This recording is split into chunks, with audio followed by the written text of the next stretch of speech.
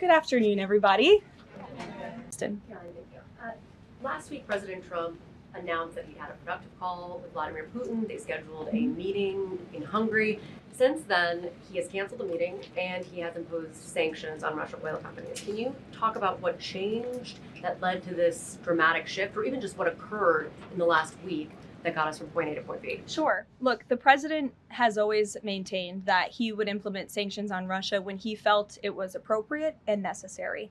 And yesterday was that day. I think the president has also long expressed his frustration with Vladimir Putin and, frankly, both sides of this war. And he's always said in order to negotiate a good peace deal, both sides need to be interested in a good peace deal. And he feels as though, unfortunately, from the Russian side as of late, he has not seen enough interest and enough action in terms of moving the ball forward towards peace. And a meeting between these two leaders is not completely off the table. I think the president and the entire administration hopes that one day that can happen again. But we want to make sure that there's a tangible, positive outcome out of that meeting and that it's a good use of the president's time. Of course, he's traveling to Asia next week. He has a number of events coming up here on the home front as well. He's been incredibly busy, as you all know. You're all tired from covering him and his movements every day. And so we want to make sure it's a good use of the president's time. And the president doesn't want to waste his time, and he said that.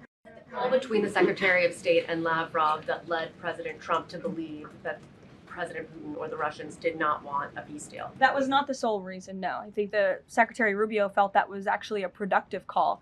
But again, the president wants to make sure that a meeting between himself and President Putin will be a good use of his time. But what exactly led to President Trump not believing after his call on Thursday, where he said he did think he wanted peace and wanted a peace deal, to believing that Russians were not? Again, the president wants to see action, not just talk. And I think the president is extremely motivated by the success of his peace deal in the Middle East to get things done. And he wants this war to come to an end. He's been saying it now for 9 months being in office, and he's grown increasingly frustrated with the lack of progress from both sides of this war. Mary. Thanks, Karoline. On the Russian sanctions again, how much pressure do you think this sanctioning these two Russian companies actually puts on President Putin? Because the last administration sanctioned 2 other oil companies. So how much economic pressure is this really? A lot. If you read the sanctions and look at them, they're pretty hefty.